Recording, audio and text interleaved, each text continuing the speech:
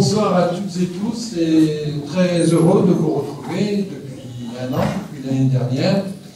On a beaucoup voyagé, Yvan et moi, pour vous chercher des films. On est allé un peu partout, au Japon, à Madagascar, Dubaï, etc. Enfin, on est revenu, on est complètement crevés.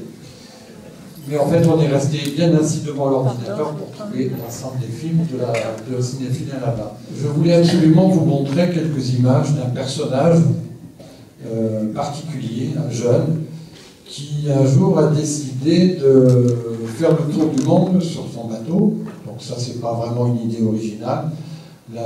L'originalité, c'est qu'il ne voulait pas partir tout seul, et donc il a trouvé un coéquipier. Mais quand vous allez voir le genre de coéquipier, vous allez dire, mais ça, c'est vraiment un farfelu, et apparemment l'équipage fonctionne bien, puisqu'ils ont déjà fait une bonne partie du périple. Ils sont actuellement du côté de Vancouver, toujours à 2, voire 3, parce qu'il y a un autre membre d'équipage qui s'est ajouté. Et l'intention, c'est de faire le tour du monde, un peu comme ça. Donc je ne sais pas, à la fin de son tour du monde, allez savoir ce qu'il va y avoir sur son bateau. On peut tout imaginer.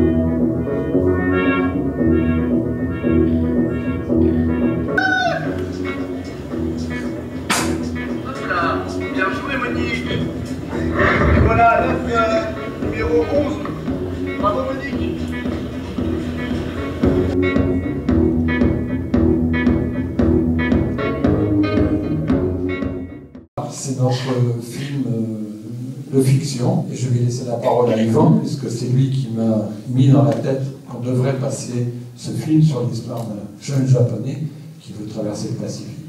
Donc je laisse la parole à Yvan qui va nous présenter le film avant de vous l'envoyer sur l'écran. Merci René. Alors, réelle, qui est celle d'un japonais qui s'appelle Kenichi Hori. Et Kenichi Hori, aujourd'hui, est un marin réputé, mais en 1962, il a 23 ans. Et il a qu'une idée en tête, c'est de construire un petit voilier de 5,80 m, imaginez la taille du bateau, pour traverser le Pacifique. C'est son idée fixe à ce moment-là. Pour cela, il va aller contre l'avis de sa famille, il va braver l'interdiction qui était en cours au Japon à ce moment-là. Les petits bateaux n'avaient pas le droit de sortir des eaux japonaises. Il va partir discrètement du Japon, traverser le Pacifique et arriver 94 jours plus tard à San Francisco. Là, il arrive sans papier, sans argent, il ne parle pas anglais, il n'a même pas d'idée comment il va revenir au Japon. Donc la première chose que font les Américains, c'est de le mettre en prison, le temps que le maire de San Francisco soit au courant de l'exploit et quand même l'accueille un peu plus correctement.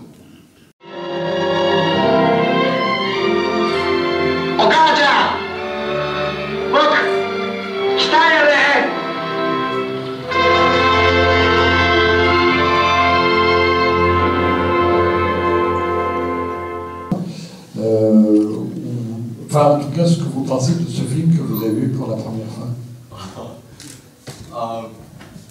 D'abord, j'apprécie beaucoup ce cadre, le cadre Eden Théâtre.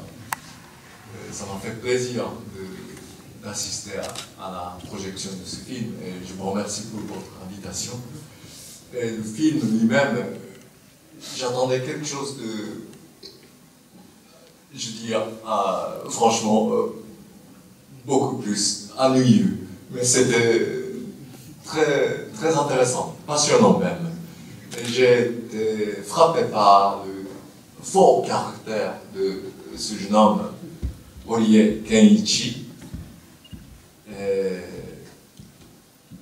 Je crois que c'est une personnalité unique à l'époque et même aujourd'hui.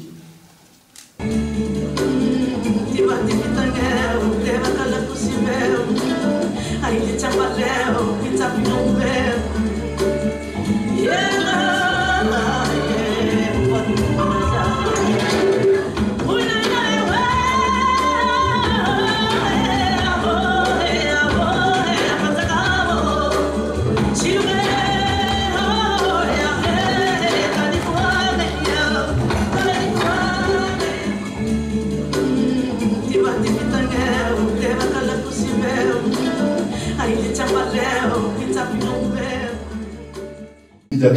passé un court documentaire sur une régate de dos à Dubaï. Les dos, ce sont les poutres, ce sont ces bateaux, ces voiliers traditionnels arabes qui naviguent dans la mer Rouge et l'océan Indien.